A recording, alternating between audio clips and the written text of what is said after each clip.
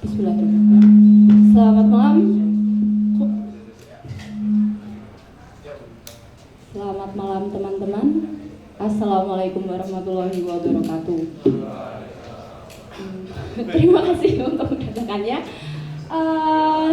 Jadi malam ini kita akan ada gelar bicara di mana acara ini menjadi salah satu rangkaian dari kick off yang merupakan rangkaian dari acaranya ulang tahunnya ACB ya. Yang keberapa sih? Yang ke-6. Oh, yang 6 benar. Halo, pembicara pertama kita ya nek teman-teman Sleman biasanya wis ngerti sih. Ada Pak Awal ya.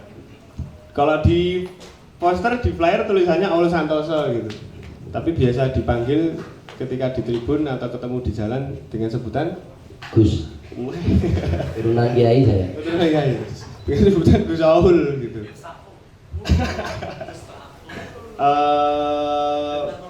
Bisa cerita sedikit mungkin Pak Awal apa namanya di Sleman asalnya dari komunitas mana gitu, terus tinggalnya di mana, dari daerah mana? Selamat malam. Ya, saya tinggal sebenarnya di Magelang. Jadi Magelang. rumah saya itu ujung Magelang. Jadi rumah pertama perbatasan kalau dari Jogja mau ke Magelang itu rumah saya. Nah, terus cuman beberapa domisili saya pernah diganti. Kalau di PSS di Sleman, saya dulu berawal Iksan Mania. Jadi waktu itu Slemania belum ada pun saya Iksan Mania. Nah, mungkin bisa langsung pembicara selanjutnya kita ini. Yang panggil. kedua, seorang teman supporter yang akhirnya ngapain mas? Terjun di dunia penulisan ya mas, dan menyuarakan PSS dari sana. Ada Mas Tonggos Darurat. Ya, tepuk tangan teman-teman. Ya sebenarnya sosok-sosok yang udah kita panggil ini sebenarnya kalau di tribun udah nggak asing lagi sih. Maksudnya teman-teman yang aktif di tribun, sering nonton PSS Sleman, terutama di tribun selatan gitu, melo uwe dan lain sebagainya, tentu udah minimal pernah ketemu atau tahu ngerurui lah ya bahasanya Caca. Dua pembicara kita yang ada di mana. Mas Tonggo sendiri sebenarnya salah satu yang menarik adalah ketika kita bicara sepak bola itu ternyata nggak selesai di 90 menit gitu. Karena ketika kita ngomongin sepak bola di 90 menit, Mas Tonggo juga terlibat gitu di lapangan. Bahkan beberapa kali dia juga pernah berdiri di Steger gitu sebagai Kapol BCS. Kemudian di luar pertandingan, di luar 90 menit, Mas Tonggo juga ternyata nggak berhenti gitu merayakan PSS Sleman. Dia juga sempat beberapa kali nulis buku gitu, ada 2 buku yang udah terbit. 2 buku bener mas? Ya, yang Betul. PSS ya. Yang PSS ya. Mungkin bisa lanjut aja biar kita segera mulai ke pembicaraan ketiga. Oke, yang ketiga ada seorang penulis, pandit dan jurnalis Indonesia, terutama dikenal sebagai pendiri Pandit Football, sebuah situs web yang mengangkat sepak bola, terutama sepak bola Indonesia dan Eropa. Terus itu mas kali? Siapa lagi kalau bukan Mas Zen RS. RS. Monggo mas.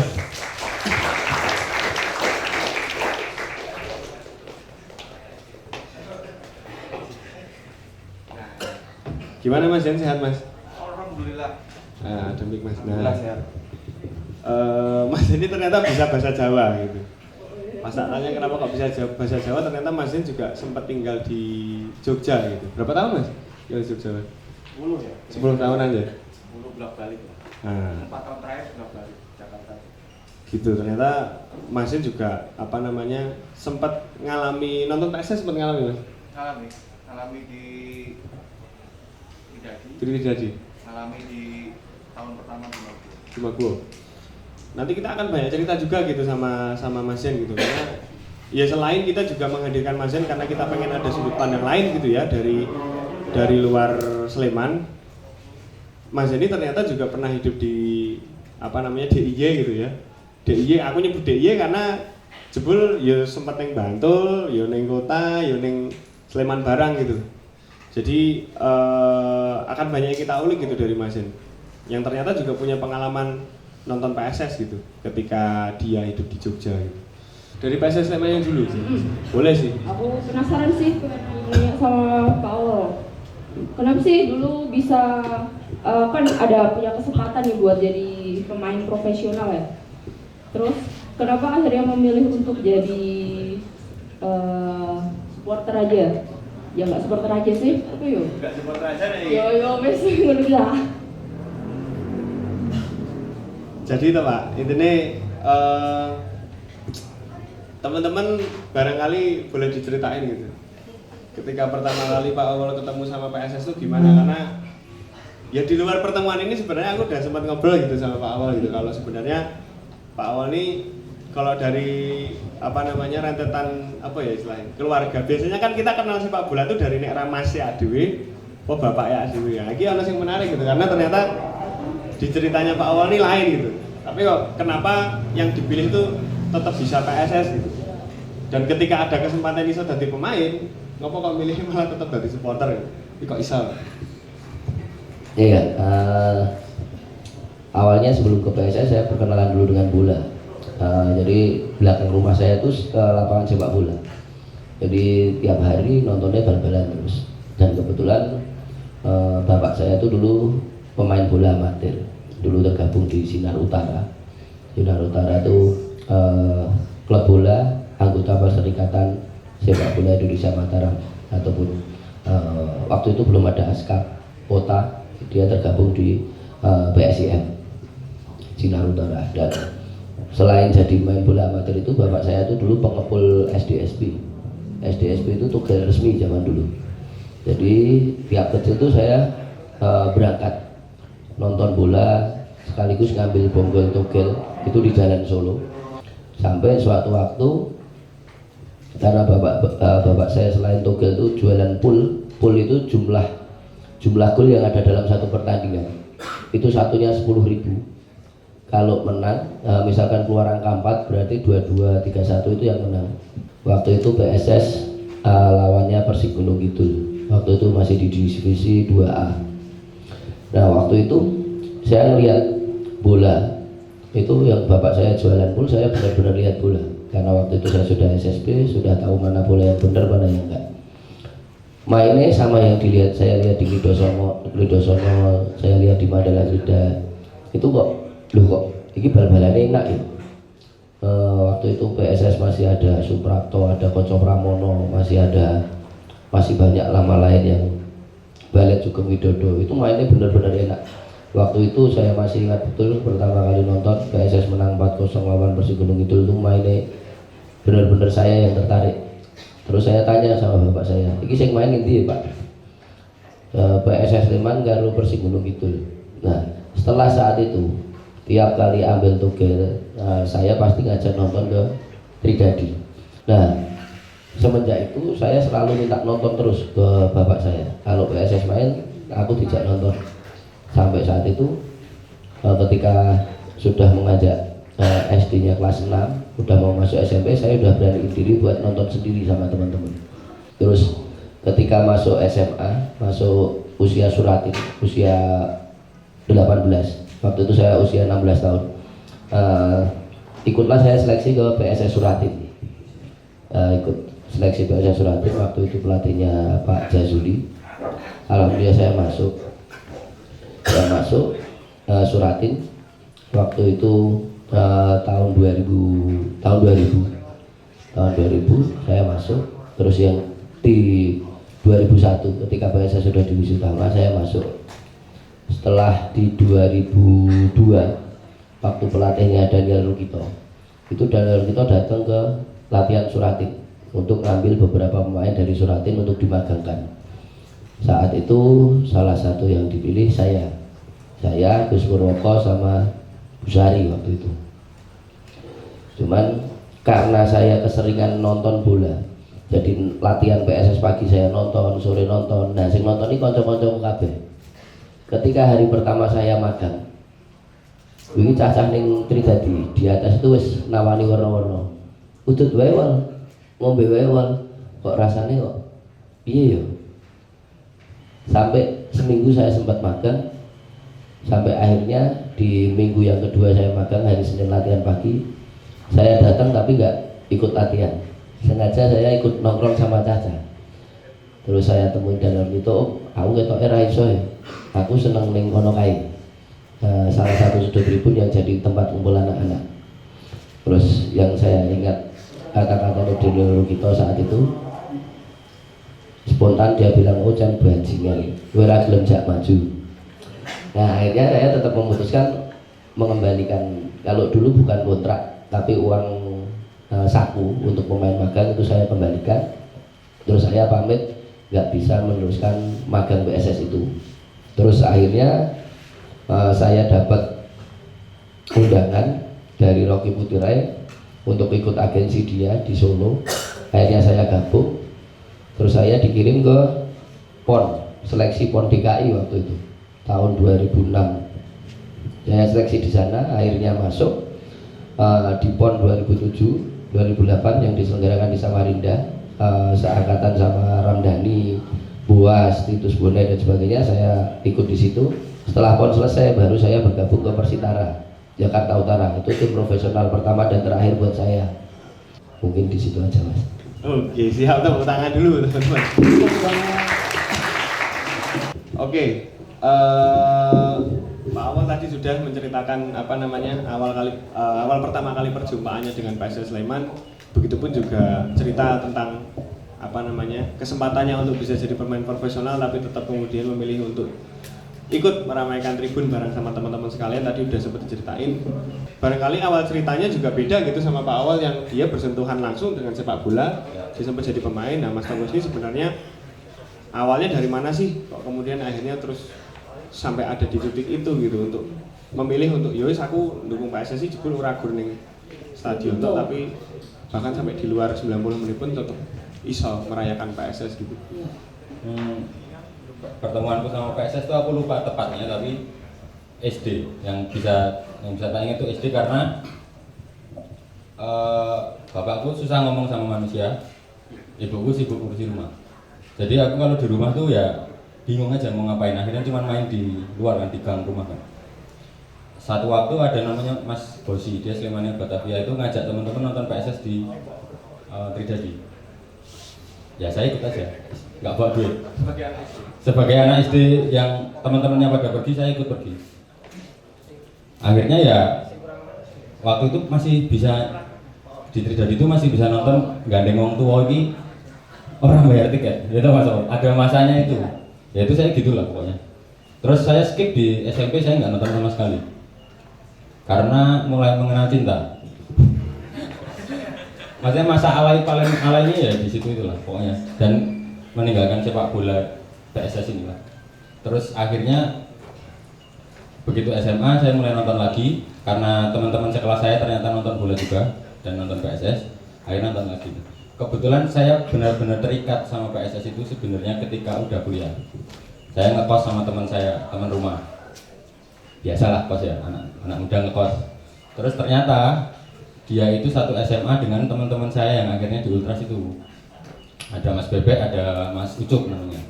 Nah ternyata kamar kos mereka sering dipakai buat nongkrong teman-teman Ultras. Adalah Pak, di situ Pak Gober dan lain-lain, ada Mas Model dan lain-lain. Akhirnya saya mulai ikut setiap sore mereka nonton latihan. Jadi wah menarik juga. Belum matchnya masih jauh, tapi kita udah nonton latihannya tuh.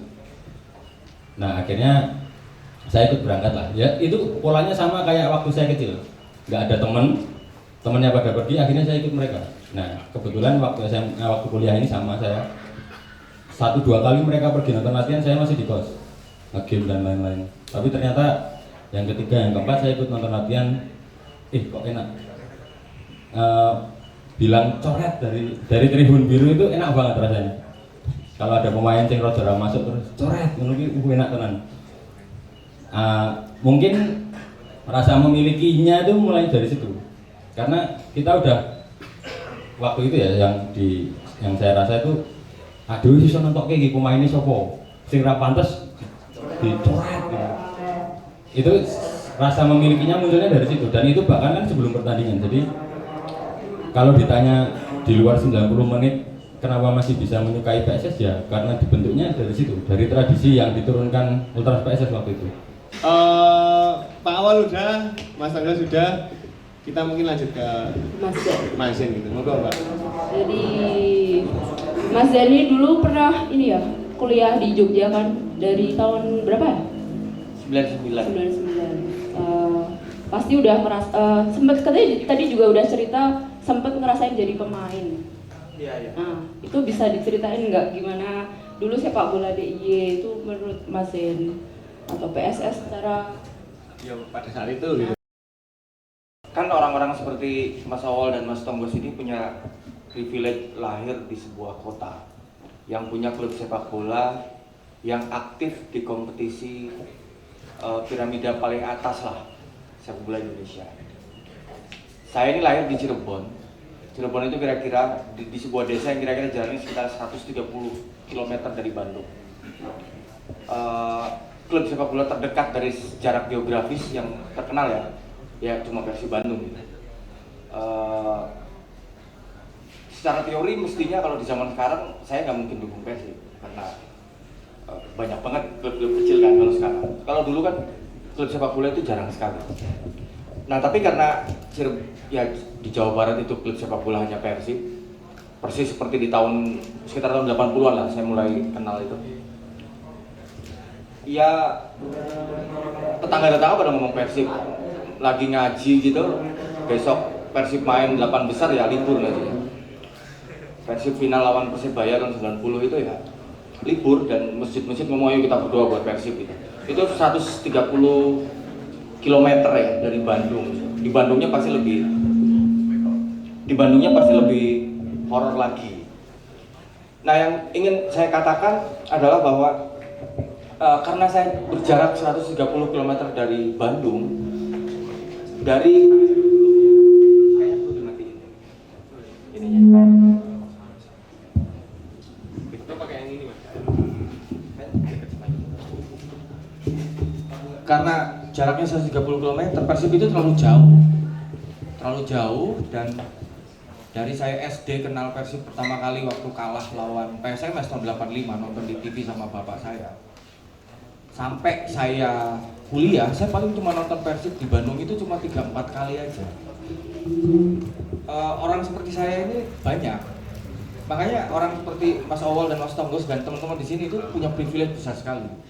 Saya masih mending Cirebon 130 km.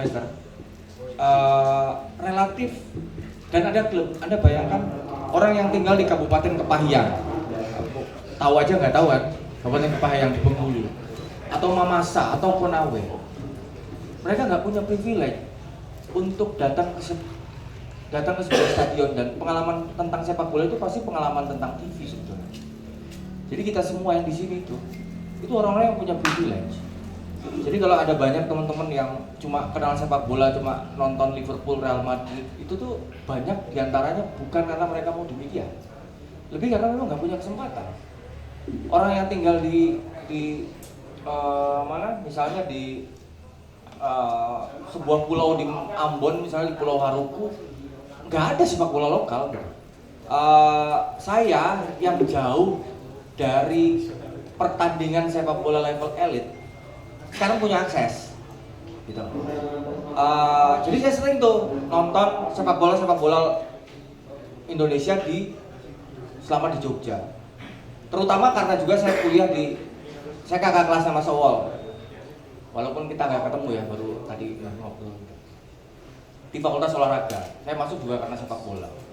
Ya saya sebagai orang yang saya main bola, saya juga yang main bola, saya nggak sampai sama Sowol yang sampai sempat di Persitara, cuma Piala Suratin, kapten Piala Suratin di Cirebon kayak gitu-gitu doang lah. Tapi ngalamin kan atmosfer sepak bola kompetitif, ngalamin juga ngarit di, ya saya main di kompetisi divisi internal PSS, saya main di Godian Putra, kemudian terakhir main di Sega. Kalau Agustusan yang ngarit sakuatnya dengkul loh, pas pitulasan ini.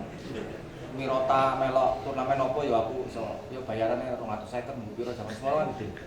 Walaupun ketika saya udah bisa menulis sekarang udah lebih gede, jadi saya nggak main.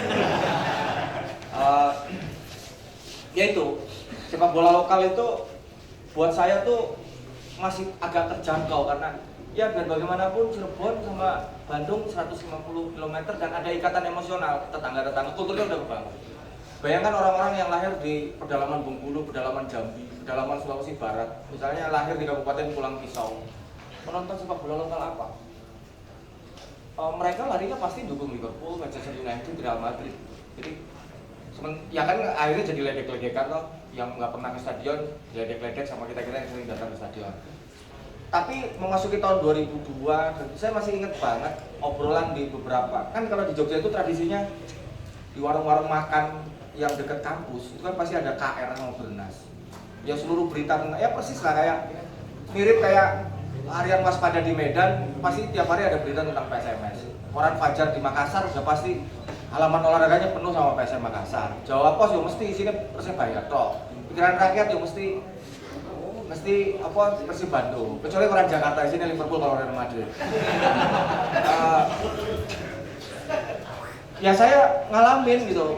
Orang-orang di Karangmalang itu bicara soal Bagong toh. Bagong dipanggil pertama kali di timnas U21. Koyo bangga banget ono wong Yojo, ono Sleman diceluk. Dan itu kan orang yang di lingkaran pergaulan kami. Nek aku main neng Godean neng lapangan Kajoran itu ya kadang aku ketemu karo Bagong, ketemu karo sapa Eksan. Walaupun waktu itu ada pemain yang lebih top lagi tuh, Dedi Setiawan tuh, orang Jogja tapi udah main di Pelita. Ya dulu kan Pelita paling keren lah. Persib juga Siliwangi penuh Central Bank, ya bukan lawan Persija atau lawan Pelita Jaya kan. Ya semua lah karena ngeliat timnas kan. Masih nyambung dulu tadi sempat cerita soal pengalaman Mas Zen sebagai orang Cirebon yang mau nggak mau ya adanya yang paling dekat Persib itu pun 130 kilo ya. Dari Cirebon kemudian sempat tinggal di Jogja jadi kenal tim-tim klub-klub yang ada di Jogja, bahkan maksudnya juga nggak hanya sekedar di titik ini hampir sama sebenarnya sama Pak Awal yang budayanya itu bukan hanya sekedar budaya menonton bola aja gitu, tapi juga budaya bermain gitu. Nah mungkin bisa diceritain juga seberapa penting itu kita kemudian perlu untuk mendorong bahwa sepak bola kita tuh harusnya bukan hanya sekedar budaya menonton tapi juga di budaya bermain. Sama satu lagi selain hal itu mungkin bisa cerita juga soal, kayaknya tadi beberapa kali Mas Zen juga cerita soal away atau mungkin dulu istilahnya Pak Awal tour gitu. Apa sebenarnya yang dirayakan ketika away days gitu? Jadi pertanyaan nyambung yang pertama itu soal budaya menonton yang harus diimbangi dengan budaya bermain sepak bola, kemudian yang kedua soal apa yang dirayakan ketika away days. Non sewa Mas Awal, karena Mas Awal ini masuk antropologi. Mas Jadi aku minta izin dulu karena mau dalam ilmu antropologi itu ada istilahnya rite de passage, ritus perlintasan. Ritus perlintasan itu momen-momen liminal, olahraga kok ngomong kayak ini. Momen-momen liminal di mana kayak nek carane dhewe iki kaya akikohan, ngono ki momen liminal, kemudian supitan, kemudian pernikahan, punya anak, itu tuh momen-momen liminal. Di banyak tempat momen-momen liminalnya itu macam-macam. Dalam tradisi Nias seorang menjadi dewasa ketika bisa meloncati batu. Buat beberapa suku Bajo, seseorang ditabiskan menjadi dewasa itu ketika bisa mengambil satu jenis daun-daunan yang hanya ada di pulau yang berapa malam lah untuk ditempuh, dan kamu pulang dengan membawa daun itu dan kamu menjadi laki-laki dewasa orang Bajo. Semua kultur punya kayak gitu-gitu, kultur-kultur tribal terutama. Kalau di kita kan kemudian remaja dewasa itu diukur secara administratif kan. Nah, saya di kampung itu, saya ditabiskan menjadi laki-laki dewasa itu gara-gara sepak bola. Karena aku umur SMP kelas 2 itu udah masuk jadi tim desa kan loh. Yang mana tim desa itu ya anak-anak muda yang udah punya anak 2 gitu, umur 28, 30. Saya anak SMP kelas 2 udah main di timnas kampung gitu. Dan itu membuat saya menerima undangan pernikahan dari pemuda yang lain di kelas 2 SMP. Anda nggak akan menerima undangan pernikahan kalau Anda dianggap belum dewasa kan, kira-kira gitu. Jadi ritus perlintasan saya itu gara-gara sepak bola. Saya menjadi laki-laki dewasa ditabiskan karena sepak bola. Gara-gara saya udah jadi pemain desa, maka saya udah nggak bisa main sama teman-teman saya. Saya menjadi dewasa dengan sangat amat cepat. Caca kampung kan, yang kampung itu bal-balan nganggo cekeran ini yang pinggir loh. dewasa yang main lapangan gede gitu. Mereka pulang lebih dulu ya karena aku udah main sama abang-abang sama mas-mas ini. Ya biasa toh, selesai setengah 6 gak langsung pulang, pada kelekeran di pinggir jalan gitu, tunggu maghrib dan segala macam obrolan cabul anak dewasa kan ada di situ gitu. Dan saya ditabiskan menjadi laki-laki dewasa, rites the passage saya selain disunat gitu adalah ketika saya menjadi pemain inti tim kampung saya. Dan itu membuka password untuk dunia yang betul-betul baru gitu. Saya tinggal di sebuah desa yang ke kecamatan aja harus 7 kilo. Ke kecamatan ya, 7 kilo. Angkot terakhir jam 4 gitu. Saya akhirnya ikut SSB di Kota Madia Cirebon yang jaraknya kira-kira 30 kilo. Dan itu pertama kalinya saya ke kota besar sendirian karena sepak bola. Jadi buat saya personal, bermain bola itu, jadi sepak bola itu kayak menandai fase-fase tertentu dalam hidup saya. Jadi ketika saya nggak main bola, itu juga fase peralihan saya masuk ke dunia yang sangat amat berbeda.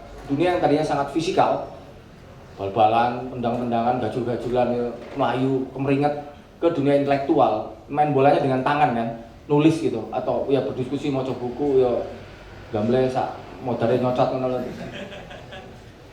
itu menandai fase-fase itu. Jadi jawaban personal itu. Kalau jawaban yang bukan personal, kenapa kita harus main bola? Itu banyak.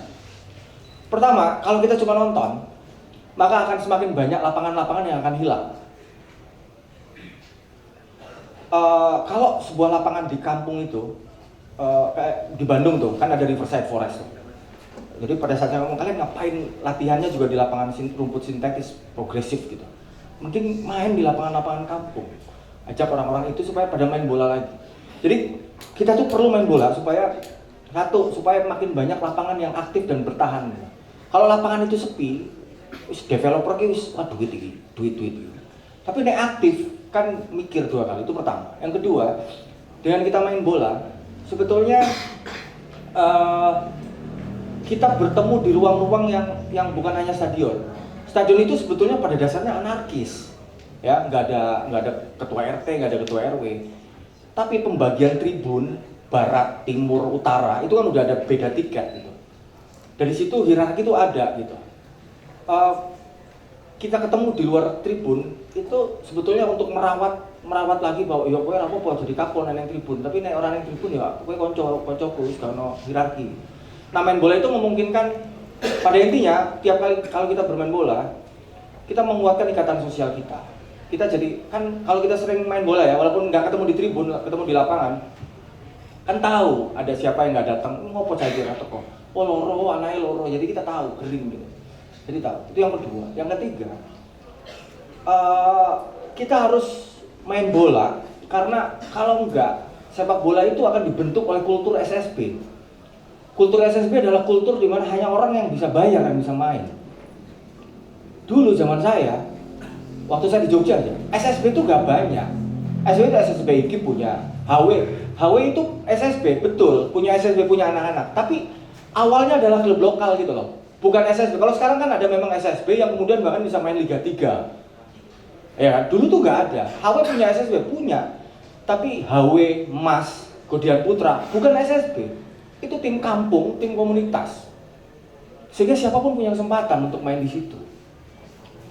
Nah, kultur kita makin lama itu makin SSB. Dan itu problem karena membuat sepak bola itu sebenarnya tidak terakses. Buat saya, kalau kultur SSB ini dibiarkan, maka grassroots football itu akan hilang. Jadi kesetaraan sepak bola itu nggak ada. Makanya tadi malam waktu saya ngobrol dengan teman-teman panitia, saya bilang penting banget kalian punya tim bola gitu. Ikutlah divisi 3-nya PSS atau divisi 3-nya mana gitu. Kalian aja yang main, nggak apa-apa. Sepak bola Indonesia kan nggak pasti. Ada masanya tiba-tiba setengah tahun kompetisinya nggak jelas kapan mulai ini. Gimana caranya kita merawat intensitas satu sama lain? Ya bal-balan dewe loh. Jadi kita nggak bergantung pada tribun untuk terus berjejaring dan berkawan. Kita bisa bertemu kapanpun kalau kita bisa main bola. Padahal aku dewi suara atau bal-balan. Kira-kira mana? Rick.